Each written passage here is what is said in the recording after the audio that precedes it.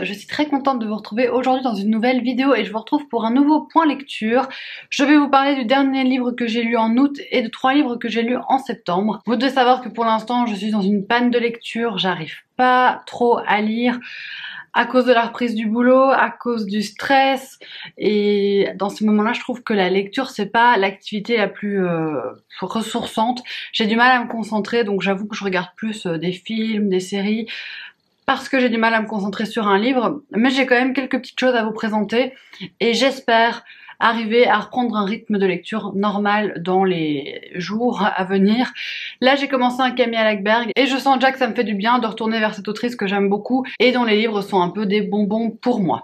Dans cette vidéo je vous parlerai de La carrière du mal de Robert Galbraith. Je vous dirai aussi ce que j'ai pensé de Deux sœurs de David Fuenkinos. Ensuite je vous donnerai mon avis sur La maison au bord de la nuit de Catherine Banner. Et je terminerai avec le livre Après nous les animaux de Camille Brunel. On commence tout de suite avec La carrière du mal de Robert Galbraith. Je vous en ai un petit peu parlé dans mon vlog d'août qui est sorti il y a quelques semaines sur la chaîne. C'est un 3e tome, donc je vais pas trop m'attarder sur ce roman.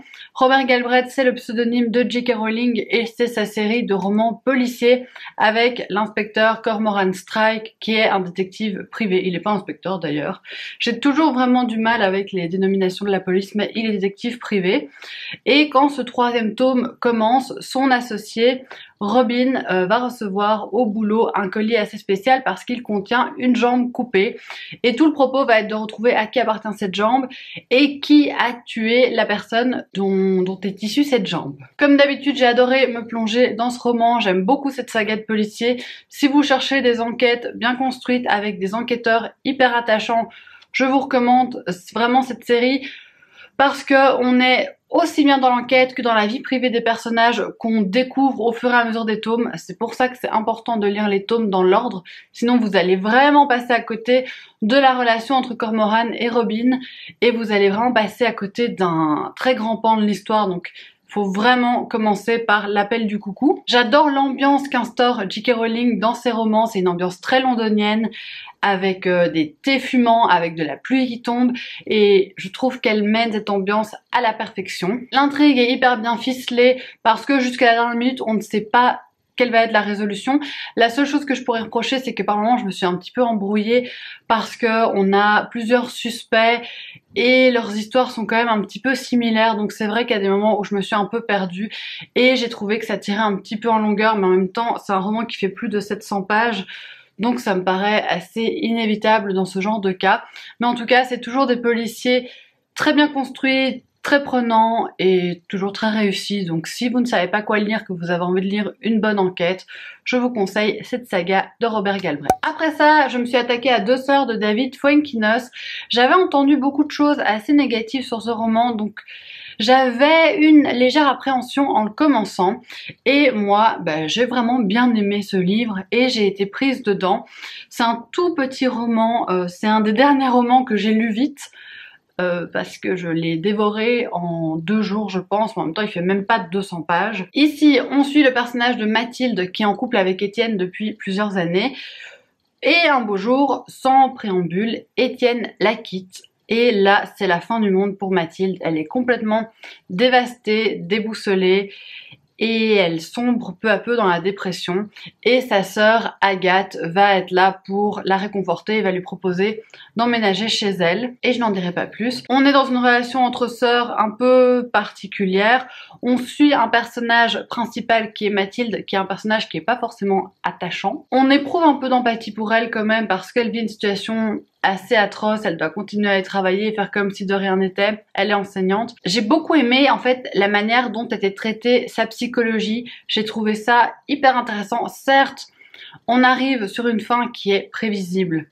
Et je pense que c'est ce que beaucoup de gens ont reproché à ce roman, c'est qu'il n'y a pas de grosses surprises. Mais pour moi, David Fuenkinos va vraiment construire sa psychologie de manière très intelligente et très progressive, et moi j'ai bien aimé la manière dont ça a été fait. Le style d'écriture est aussi très joli, il y a beaucoup de phrases que j'ai trouvées très percutantes, très marquantes, et il y a aussi des notes en bas de page qui sont très originales, je vous laisserai découvrir si vous lisez le roman. En tout cas, c'est une belle surprise pour moi. Certes, c'est pas révolutionnaire, mais j'ai passé un bon moment et j'ai beaucoup aimé la manière dont c'était fait. Ensuite, j'ai lu La maison au bord de la nuit de Catherine Banner.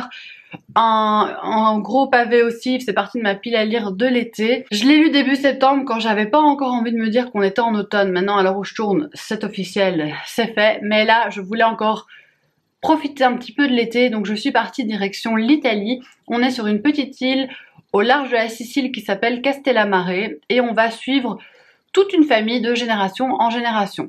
On commence avec Amadeo en 1914, qui est un jeune médecin, qui est orphelin, qui vient s'installer sur cette île. Il va y construire sa vie et puis on va suivre toute sa descendance et on va en fait brosser tout le XXe siècle à travers cette famille qui vit sur cette petite île. Cette île, elle est à la fois magnifique, mais elle est très étouffante parce qu'il y a tout le temps les mêmes personnes qui y sont, parce qu'il n'y a pas tellement de projets d'avenir qui sont possibles autres que ceux qu'offre l'île. Et si on veut aller à l'université ou autre, ou faire un métier un peu différent, on est vite bloqué, ou il faut partir de l'île et quitter sa famille. Il y a vraiment toutes ces problématiques qui viennent s'emboîter. J'ai aimé la manière dont c'était raconté parce qu'on est comme presque dans un conte. Et d'ailleurs, c'est entrecoupé de contes parce que Amadeo, le grand-père, donc ce premier homme de la famille, va tenir un carnet dans lequel il note toutes les légendes de l'île. Et ça va être transmis de génération en génération. Et il y a vraiment cet aspect conte qui arrive, et même dans la manière dont sont narrées les histoires des personnages, je trouve que ça ressort assez fort. La seule chose qui m'a gênée, c'est qu'à la fin, j'ai trouvé ça trop long. En même temps, je ne l'ai pas lu, je pense, au moment opportun. Je l'ai lu à un moment où j'avais pas la tête à lire, j'étais super stressée. Je l'ai lu en 2 semaines, et je pense que ça m'a un peu gâché ma lecture parce que c'est un livre qui m'avait été énormément recommandé. C'est un livre que j'ai trouvé super beau, avec des personnages super forts. Mais j'ai pas pu y mettre tout mon intérêt et je le regrette beaucoup. Je me dis que j'aurais dû le lire à un moment où j'avais plus de disponibilité mentale parce que ça aurait été plus intéressant pour moi tout simplement. Et qu'ici, je pense que j'ai un peu gâché ma lecture en le lisant à un mauvais moment. Et je termine cette vidéo avec Après nous les animaux de Camille Brunel. C'est un livre jeunesse que j'ai reçu de la part des éditions Casterman. C'est mon premier livre du Pumpkin Autumn Challenge. Je trouve cette couverture juste magnifique, j'adore cette couverture. Dommage que j'ai un peu moins aimé le contenu du livre, mais en tout cas je vais garder ce bouquin dans ma bibliothèque parce que je le trouve super beau. Ici on part sur un roman dystopique, on est en 2086 et tous les humains, ou presque, ont été tués suite à une invasion de moustiques. Les moustiques ont attaqué les humains et ils sont tous morts. L'exception c'est Aria qui est la fille d'un propriétaire de zoo qui, en voyant le désastre qui était en train de se produire, décide de sauver ses animaux et elle les embarque sur un bateau. Elle en embarque 30 et elle veut les emmener vers le Mexique où la situation devrait être un petit peu plus stable. Mais en chemin, elle meurt et les animaux sont livrés à eux-mêmes. Ils arrivent au Mexique et ils doivent se débrouiller au cœur de cette nature alors qu'ils ont toujours été domestiqués, alors qu'ils ont toujours vécu avec des humains qui les ont nourris, qui les ont dressés et ils sont perdus et ils partent à la recherche des humains à travers le Mexique. C'est un livre qui avait une thématique qui me parle énormément, c'est un livre qui aurait pu me plaire, mais je trouve que c'est beaucoup trop long pour ce qui est raconté, ça fait 350 pages et en fait, à part ce que je viens de vous dire, je vous ai posé les bases de l'histoire. Après ça, on a les animaux qui partent au Mexique, forcément il va y avoir des conflits entre eux, il va y avoir la chaîne alimentaire qui va jouer, les animaux les plus forts vont manger les plus faibles, enfin bref, comme ça se passe dans la nature, mais c'est à peu près tout. Je trouve qu'il se passait pas grand chose d'autre, c'est juste oui, tel animal va se faire tuer par tel animal, celui-là il va faire ceci, puis il va faire cela, il va marcher vers là. Et il y a un moment où ça m'a mené vers un ennui clair et net.